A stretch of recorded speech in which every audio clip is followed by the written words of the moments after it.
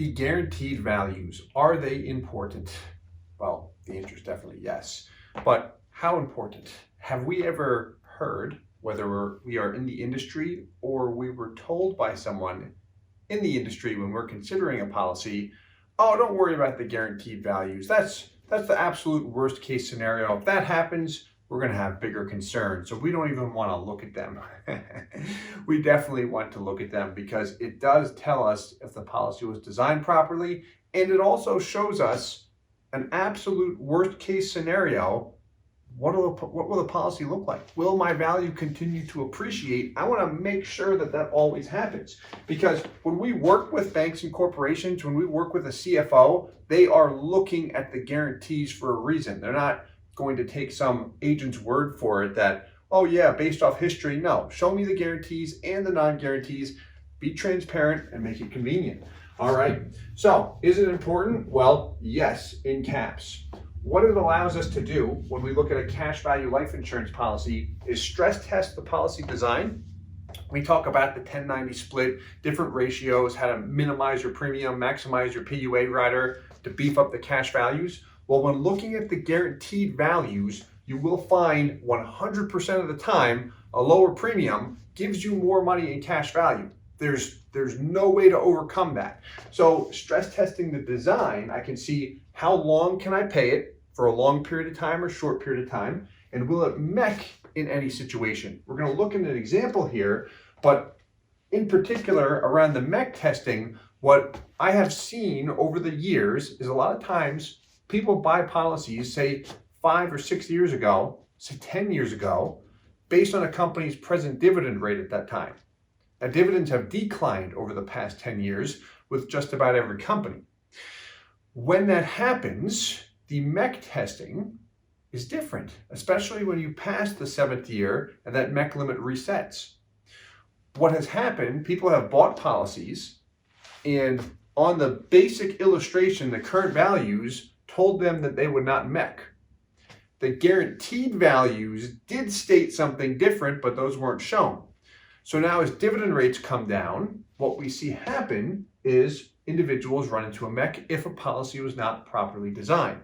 So no, that's a little bit more information than a video should have on the guaranteed values. Reason why I went into it. When stress testing a policy, looking at the mech test, does it mech at any point in time, whether I fund it for 5 years or 50 years, based off of the present dividend rate, midpoint values, and also guaranteed values. If I'm good there, I can check those boxes off. What if life happens? Life happens, I can't pay anything into the policy. If that occurs, let's assume company dividend rates go down and I lose my job, I can pay nothing in. Will my policy values continue to appreciate, or based off the guarantees, will they depreciate? That's why we have it starred in blue here, our main question. So let's look at some examples here.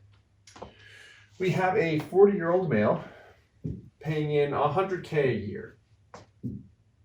So on the left, life is good, pays in 100 for 5, and then 25 thereafter. That was his plan, breaks even early. You've got life is okay, and then you have life happens, where he only paid into it for 2 years. The thing is, this is based off of the present dividend rate. Looks good, still breaks even in year 4. Now, let's see the guarantees. And this is a policy designed by us exactly how we'd recommend designing it. So based off the minimum guarantees, here we go, exact same scenarios. Life is good, life is okay, life happens. It happens sometimes. So we're going to assume we only got 2 payments in, where the plan was to fund up until age 55, nothing thereafter, and only looking at the guarantees forever. Cannot make it any worse case than this, assuming we get the first 2 payments in. So my values kind of hover around that 180 mark until I cut the term rider, and then they appreciate. I'll mention this. The base premium is minimal in this, close as possible to that 10%. If we had a higher base premium, this would not work. We would be forced to pay more money out of pocket. Point being, we are stress testing the design in a guaranteed cash value scenario. Next point to touch on, the mech testing. So here's a policy paying $20,000 per year, $2,000 base premium, funding it for 30 years. We hear all the time that if you fund a policy, it's 25 years, sorry, not 30. If you fund a policy with a 10/90 split, you give up flexibility and you're going to trigger a mech. If you don't know how to design a policy, that'll happen. When you actually look at the policy design here, so early cash value, break-even point year 5, fund it for a long period of time. I can fund this for 40 or 50 years without a mech occurring. And then also what I want to look at here are the guarantees. So guaranteed cash values, okay, looks strong, breaks even year 10 here with carrying the 10/90 split all the way through. On the guarantees, keep in mind, let's take a look at our mech test though, because this is where people get into trouble. And it's difficult because this additional report has to be selected with the custom design we put into place. So what we've got here, policy is not a mech based off the tabular values. Tabular values mean we pay into it forever. Based on the guaranteed supplemental values. What this means, supplemental values, is our custom plan funding at $20K per year for 25 years. This does not mech. So if no dividends are paid and we have minimal appreciation on our cash value and our death benefit, we don't trigger a mech at any point in time. Midpoint and current. Now, if this had read that we trigger a mech based off the guaranteed or midpoint values, we've seen that happen to people, not with policies we've put in force, but they take out a policy based off the current assumptions. Here's what to expect.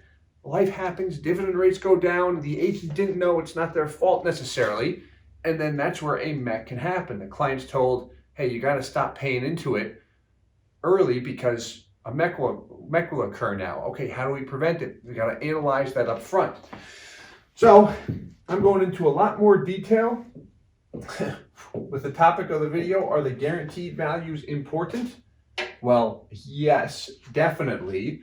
One, to see what the guaranteed values are. With the whole life insurance policy, I want to make sure they go up no matter what. And then also stress testing the different items. So if I'm looking at a policy and hearing different things as far as what's the right split, if I minimize my premium, I could give up flexibility and such, or a term rider is risky. No, it's not, and the guarantees will always prove that out. So to get transparency on the topic, we can look at these factors, the guarantees, and that'll really tell us, do I mech? Is it designed properly? If life happens, do I lose money or does it continue to go up? I want to make sure my values continue to appreciate. Hope this helps. Reach out with any questions, and we'll talk to you in the future. Hey guys, Steve Parisi here. If you enjoyed the content you just saw, please subscribe, like, and hit the notification bell for future videos. If you'd like more information or to see some custom policies for yourself, feel free to call or email our offices at the contact information below.